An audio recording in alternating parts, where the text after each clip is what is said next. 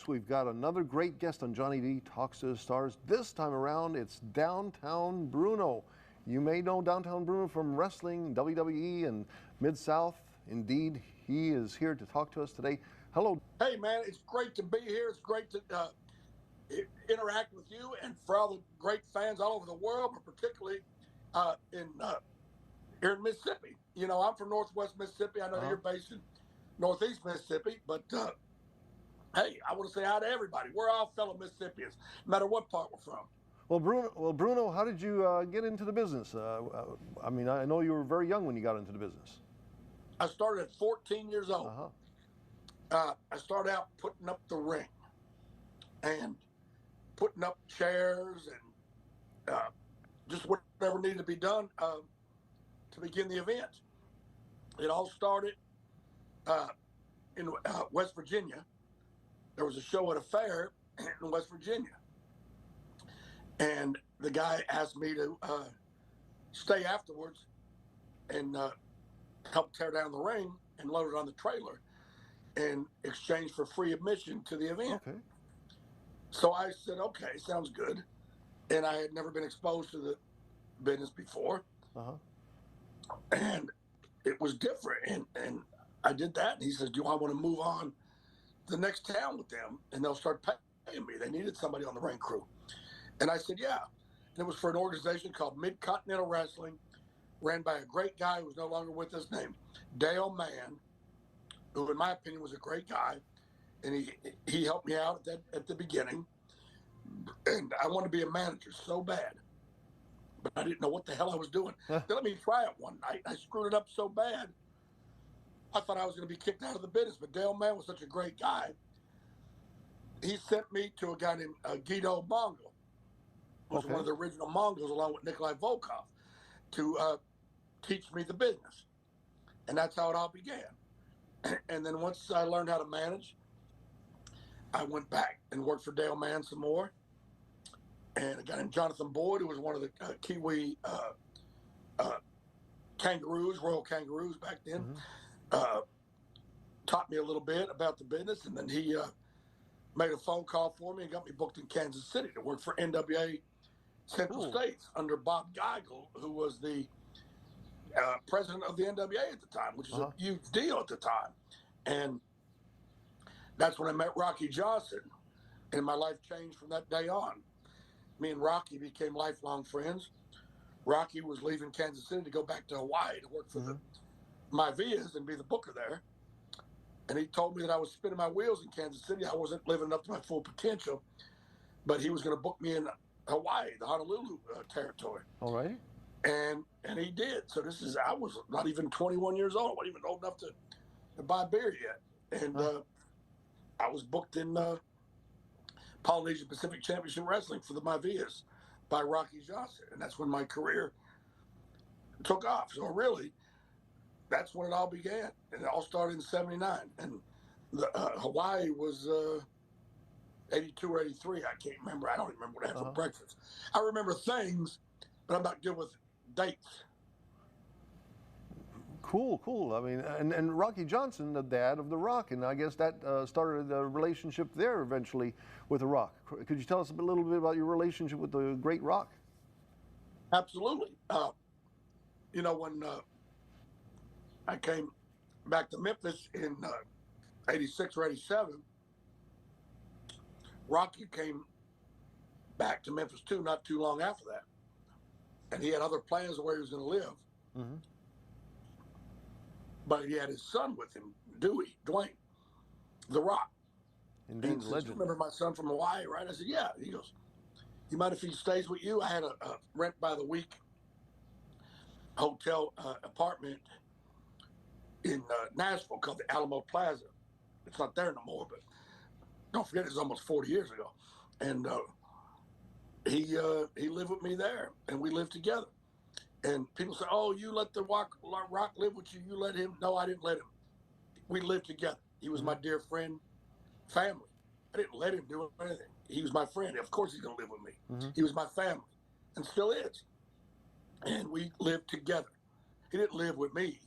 We lived together. And I always specify that. Yes. I'm not no above and beyond him. He's my dear friend. I understand. I know that you're still friends to today, and I hear he gave you a truck here a couple of years ago, correct?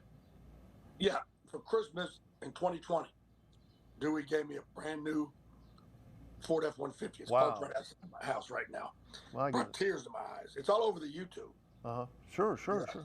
So, Yeah. I mean, and basically, I mean, you when bounce around from one wrestling event to, I mean, one wrestling venue to another, I guess, and going back to Kansas City, I mean, with Bob Geigel, I mean, find any good, impressive wrestlers in that region beyond Bob Geigel that wrestled in that Midwest region? Oh my God, yeah. I managed the Batten twins, who are always a good guy tag team. They're identical twins. Identical. I mean, there's some twins, kind of look alike, but not that much. They were identical twins. And they were always good guys. It meant a lot to me when they found out I was coming to that territory. They went to Bob Geigel and said, we want to turn bad. We want to be heels. We want to be bad guys. So Bruno can manage us. And I hadn't even met them yet. And I got there and we switched them heel almost instantly to put them with me, which was great. And I traveled with those guys the whole time I was in that organization. They were fantastic guys. I loved those guys very much. The 9 months I was with them was awesome. But the only thing is that tears me up is Brad Batten. It was Brad and Bart. Bradley J. Batten passed away several years ago. Okay, I'm sorry. And that tore me up. And I'm sure it tore up Bart, too, because I mean, they were identical twins. Good Christian, saved, God-believing, God-loving individuals. And I love those guys. And it really tore me up when we lost Bradley. Well, and when you worked your way into the Mid-South wrestling in the Memphis area, my goodness, that's a big time. I remember moving down here in 1989 and during that time period crossing paths with Mid-South wrestling, growing up in the Midwest with All-Star wrestling up there. But Mid-South wrestling, I mean, you crossed paths with like Jerry Lawler, Bill Dundee. Tell us any stories about what happened there in the Mid-South area. Well, let me tell you, Lawler is one of the people that I owe everything to. I mean, really, Rocky Johnson, Lawler, I mean, I owe Lawler so much. What happened was Lawler came to Hawaii in '83, I think it was. Okay. When I was over there managing, and he seen me manage some other guys, and he thought I was doing a great job. Excuse me, I'm just getting over a little crud here. But anyway, Lawler went to Rocky Johnson, who was in charge, his booker, and says, "Man, how about letting that little guy manage me tonight?" And Rocky said, "Sure." And I managed Lawler that night in Honolulu at the NBC Center, Neil Bladesdell Convention Center in Honolulu. And Lawler loved the way I worked. And wasn't overnight, but one thing led to another. And he brought me to Memphis. I didn't take Jimmy Hart's spot. Jimmy left to go to World Wrestling Federation. So there was an opening, and they couldn't fill it. Every time they bring another manager, and they weren't worth it. I don't know if you can edit that, whatever. They weren't very good.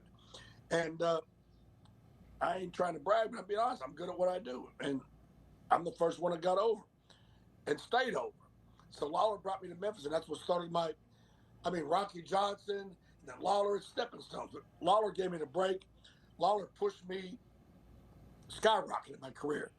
I owe him that. He was so doggone instrumental in get me to the position where I was making a great living in the business, and I owe Lawler very much. And I guess some of the other folks that you've crossed paths with, I guess you managed him for a while, was Kamala. Yeah, Kamala, he was from Northwest Mississippi too. He was from Senatobia, Tate County. Me and him and another one of my best friends in the world, Brooklyn Brawler, were his team. All right. Brooklyn Brawler was the we called him the beekeeper, the guy with the hat and the mask, Kim Chi. I don't know if you knew that or not, but and the three of us traveled together. Alrighty. Yeah. Me and the Brooklyn Brawler, we still to this day speak almost every day. Me and Lawler speak several times a week. Me and Dwayne stay in touch, not as often because he's, as you can imagine, extremely busy, but we communicate sometimes just with text or whatever. We stay in touch very much too.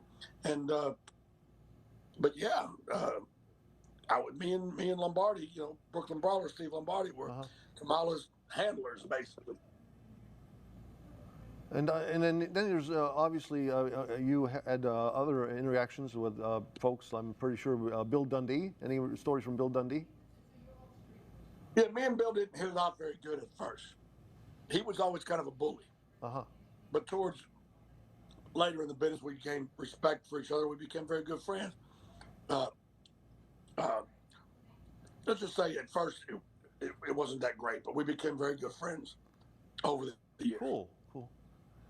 And I mean, you say you talked to Lawler, and I know Lawler, Jerry's gone through a rough couple of years here with a couple of strokes and everything. How's he doing? Yeah, I talked to him just yesterday. We were laughing and cutting up on the phone and telling old stories. So he's doing pretty good. He's doing real well. He's doing very well. All right. He's one of the ones I stay in touch with. I mean, there's hundreds, if not thousands, of people I've interacted with over the years in the business. There's very few that you actually stay in touch with. I talk to Lawler on a regular basis, Brooklyn Brawler regular basis. Talk to Coco Beware sometimes. Talk to Doug Gilbert on a regular basis. I talked to Tony Gurria, if you remember him. I talked to him pretty regular, who's a great guy and a great friend of mine. Yeah, some guys I stay in touch with pretty regularly. Dwayne, of course. All right, and then there's Sid Vicious. I mean, you certainly, he passed here last year. I mean, I hear you crossed a lot of his path. I mean, you were his manager too. He was also known as Lord Humongous, Sid Justice, and Sid Vicious, depending upon which venue, which was he in the WWE, certain names, and again, Mid-South Wrestling, certain names.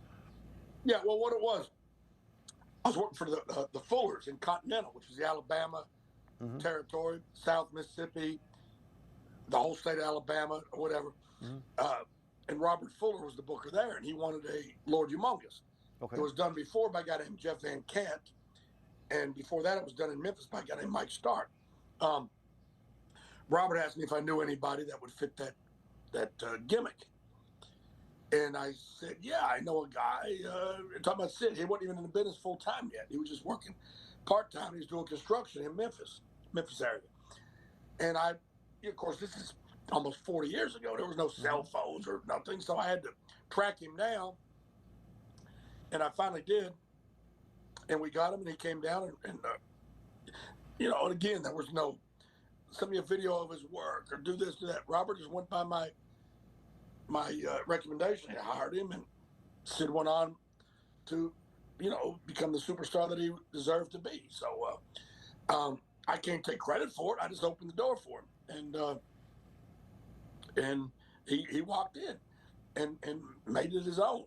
And then when it was time for my tryout in WWE, he's the one that opened the door for me. But again, if Sid would have flopped in Alabama, then that wouldn't have worked out. And if I would have flopped in WWE, it wouldn't have worked out. But obviously he didn't flop and I didn't flop. So I appreciate him opening the door for me. And it was the beginning of another path in my career that I'll always be grateful for. I was at his funeral, and it was very sad that he left us at 63 years old. Yeah, young, very young. And that brings that up. I mean, the lifespan of folks, especially the ones that are wrestling, not maybe the managers. A lot of managers have lived long lives.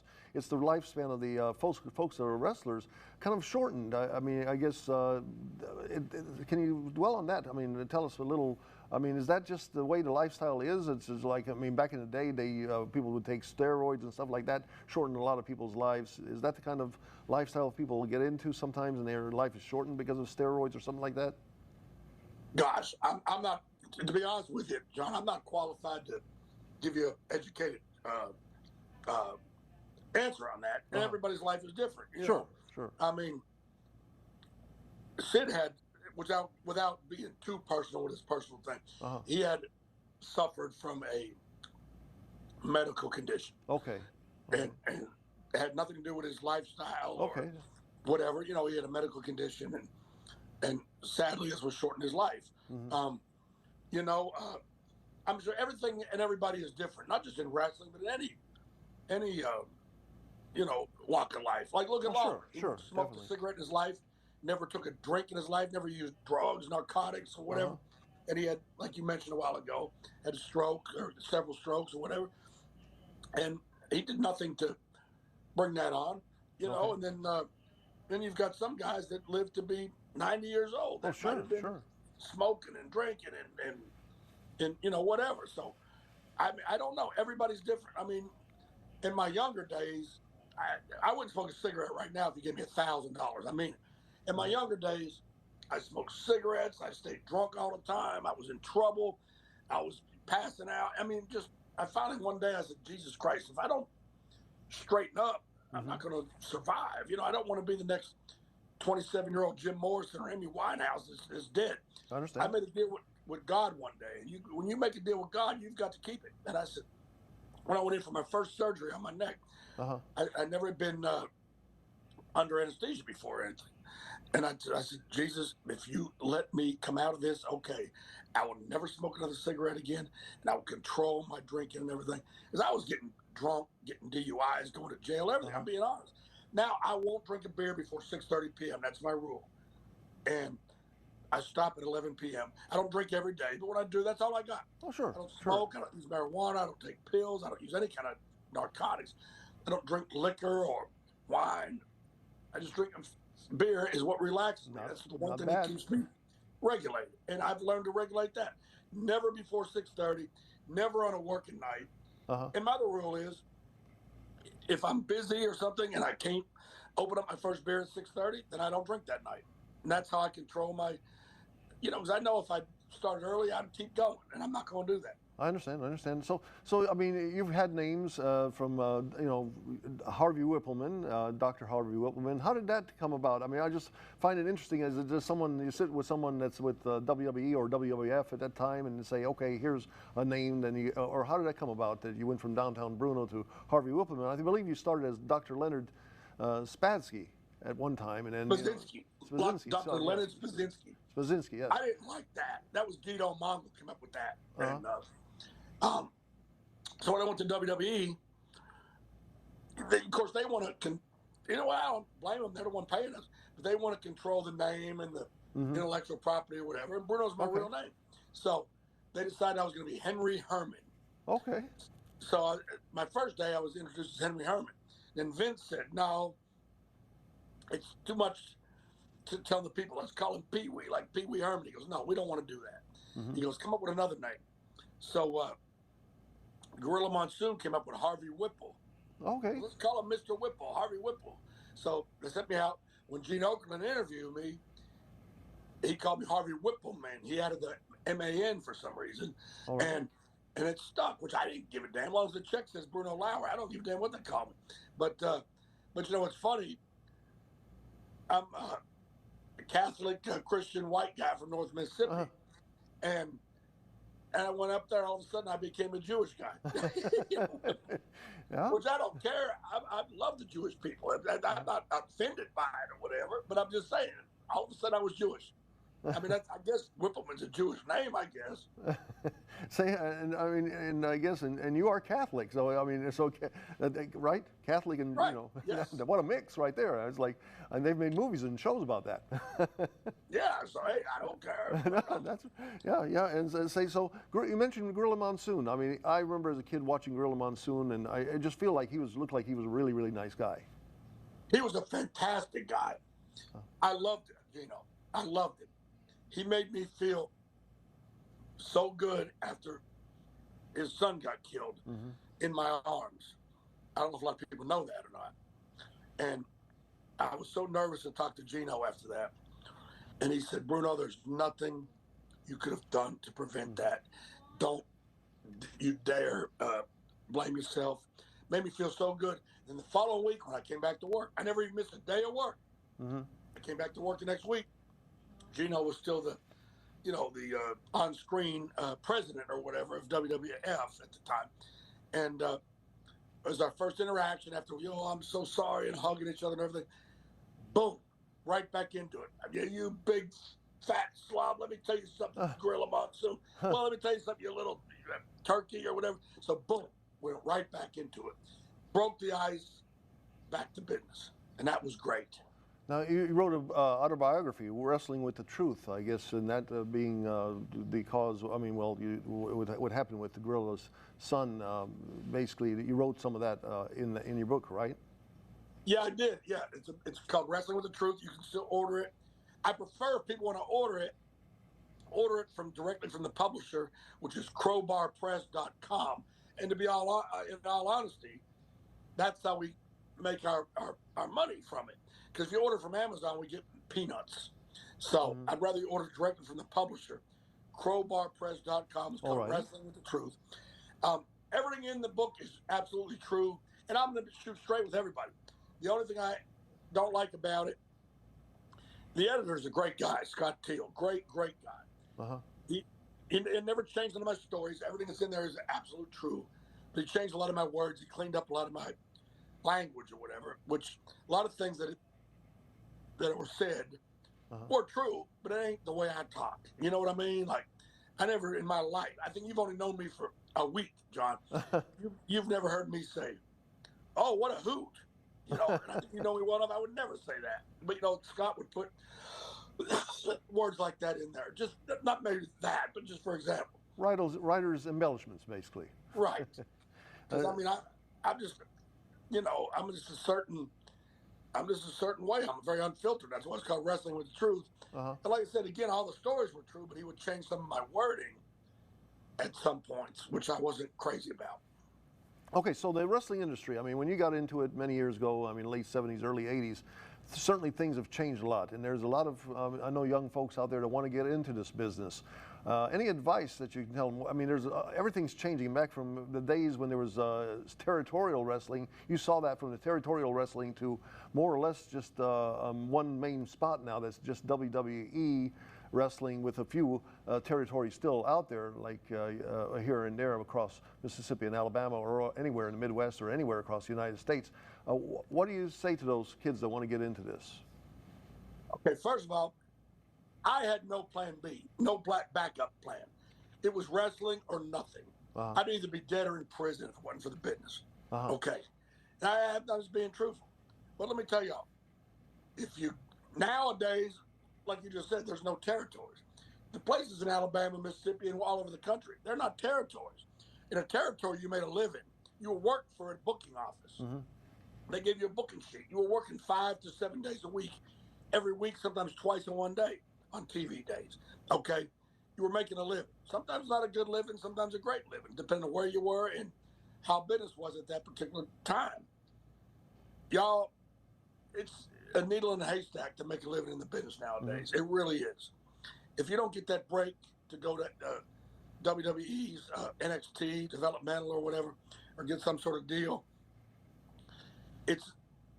I recommend anybody, don't try to get in the business nowadays. Hey, guys like me, we were fortunate to have all the territories. I was fortunate. I worked Alabama territory. I worked for Dale Mann. I worked for Memphis. I worked in Hawaii. I worked for Kansas City. Luckily, WWE, which I'm still a part of. Guys and girls, it's very difficult now. Don't put your eggs in that basket. I didn't have a backup plan. I got no education. The business is it for me.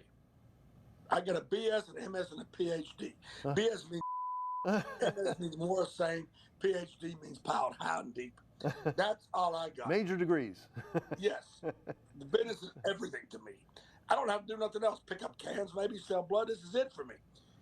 Y'all have something else, because this is not something I would recommend anybody to get into, because it's not likely that you're going to be one of the fortunate ones to make a living at it. Just like people, like I'm very good friends.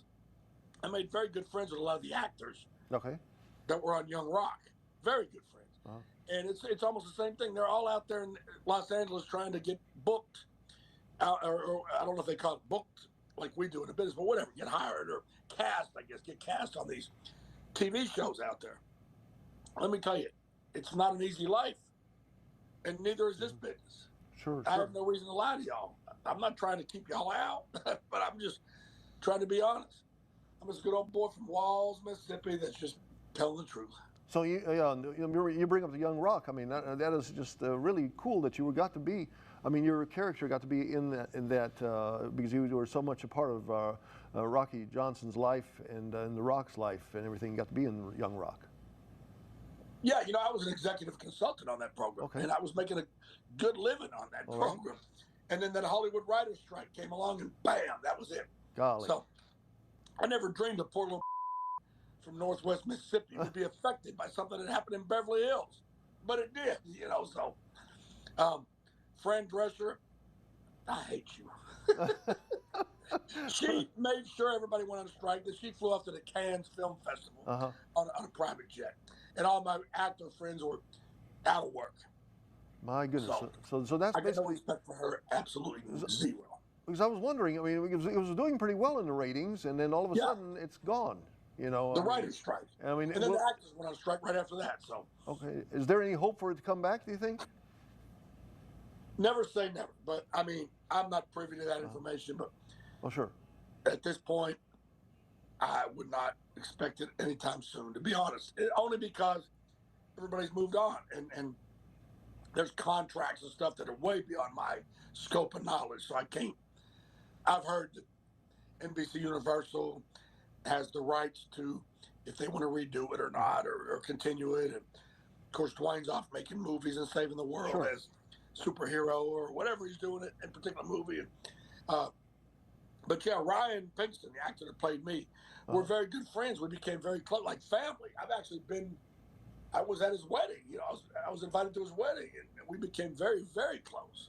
And for those who have not seen Young Rock, it was just such a interesting concept of the Rock talking about his growing up and basically how he got through high school and college and everything, and all his influences in his early wrestling career. And it took both Rocky Johnson's life and The Rock's life, and I mean, it looked like one of those better films or shows that one has ever seen if you're a big wrestling fan. Oh, it was fantastic, and I'm the one that okayed the hiring of Ryan Pinkston, the actor that played me. Then we became very close. I never even had to look at a second guy, because first of all, when they put me and him on Zoom together to see if we would mesh, so he could kind of learn some of my mannerism. Obviously, I knew they sent me the guy that they thought was the right one. They weren't going to send me a guy they didn't want. So I knew they wanted him, obviously. But he hit a home run with me, and I said, yeah, thumbs up, he's in. And I've told this to Ryan, too. We talk all the time. He made more money on that show pretending to be me than I made being me. So. Well, now that's another thing. I mean, back in the day, I mean, it's just like any other sport. I mean, from baseball to football to basketball, a lot of folks back in the 70s and 80s certainly made nowhere near as much as what folks are making today. Right. People don't understand. They'd see me on TV back in the day, putting that $10,000 out to anybody that could take Eddie Gilbert out or whatever, And they didn't realize I didn't even make that much, You know what I mean? It was just. People don't understand. It's not like it. It's very different now. Once you get to that high level, thank God, I was one of the ones that got to that level, and and a lot of people say things, and I'm not going to get into none of the things that are going on now, lawsuits or whatever. I don't care, but I'm going to say this: Vince McMahon was nothing but great to me. Always, God bless him. I love him. Johnny Ace, Johnny Laurinaitis, nothing but great to me. I love it. Period. And they've been great to me. Shane McMahon, Stephanie McMahon, Triple H, nothing but great to me. That's great. I mean, I've got nothing negative to say about nary one of those folks. Well, I'm just going to ask you, we were talking about it, basically back in the day. I mean, you were just told, here's the concept, here's what's happening, and you would take off for several minutes. Today, looks like it's more scripted than it was back in the day. Yeah, because these guys didn't have territories to come up from, so they didn't learn as they went. I mean, in our day, they threw us in the deep end of the pool. We could either swim or drown. There you go. End of the story. And it's very simple, John. Right now, if you said, okay, make an interview against John, let me tell you something, John. You're dealing with the man that's too sweet to be sour, the man of the hour, downtown Bruno Lauer. It's like Mama says, it bees that way sometimes. Look here, man. I made it through the rain and kept myself protected. I made it through the rain and found myself respected by the others who got rained onto and made it through. You know why, baby? Because the river was deep, the valley was low, the mountain was high. But I walked that barbed wire fence barefooted. Been bad, been good. Dallas, Vegas, and Hollywood. Got a 45 pistol on a 38 frame. Downtown Bruno is my name. It's like Mama says, it bees that way Bees sometimes. that way, right? You see, that's great. That's great. I mean, and that's almost like that's wrestling Shakespeare right there. That you're just doing great stuff. And you at one time, just to bring up some of the stuff that happened in the past, you and Howard Finkel, the late legend from WWE, the Yes. announcer, you had a pretty good crossover with him for a while. It was a great little storyline. Oh yeah, I had a lot of fun with Howard. I loved Howard. Great guy. Yeah, we did a thing. Then finally, a lot of guys can't say this. I wrestled Howard Finkel in Madison Square Garden. There you go. Some people never even make it to Madison Square Garden. I have managed, refereed, and wrestled in Madison Square Garden. That's a big deal. I wrestled Howard in Madison Square Garden. You know, let me just ask you, because you are speaking with the manager. Obviously, you wrestled there for a little while, but I hear you also won the women's championship. You're the only male ever to win the WWE or WWF at that time period women's championship. Is that right? Kind of snuck in there, right? Yeah, I was the world champion for one day. Not too many guys can say that, right? That's true. Yeah, there you go. But let me tell you, though, getting back to the Howard thing. Okay. So I wrestled him in Madison Square Garden. They, Vince gave us the what he wanted. He said, Howard, you're going to be going over, which if the people don't understand what that means, it means you're going to win. Howard, you're going to win. They sent Howard to the ring with Hulk Hogan's music, and he's, jumping around and everything. Then Vince looks at me, and he says, change my mind, you're going to win, but don't tell Howard. Just get out there and beat him. I said, oh, my God. Surprise, surprise. Yeah, so I go out there. I'm not trying to say I'm this big tough guy or nothing, but I could easily beat Howard, if we got in a real altercation, which I wouldn't want to. I love him. But every time I tried to beat him, he would roll out because he knew he was told to win, and he wouldn't let me beat him. And I wasn't going to hurt him. So finally, I stomped him on the head. Not hard to hurt him, just enough where I said, Howard, just sell this. I stomped him on the head. Then I covered him, and I just said, stay down. It's okay. And that's how I beat him. Because otherwise, we'd still be there to this day. He'd probably still be alive because we wouldn't have left the ring. He wasn't going to let me beat him. That's a great story right there. And let me ask you, because you got into being a manager, I mean, were there any managers like you crossed paths with, like say Freddie Blassie or Lou Albano, that were legendary managers? I mean, they by any chance crossed paths with any legends? Well, yeah, I met them, of course. Yeah, I mean, Mr. Blassie was a legend, of course. God bless him. I met him. I didn't have any really dealings with him. I met him. Albano was cool. I knew him, not well, but he was good. Of course, everybody has their opinions.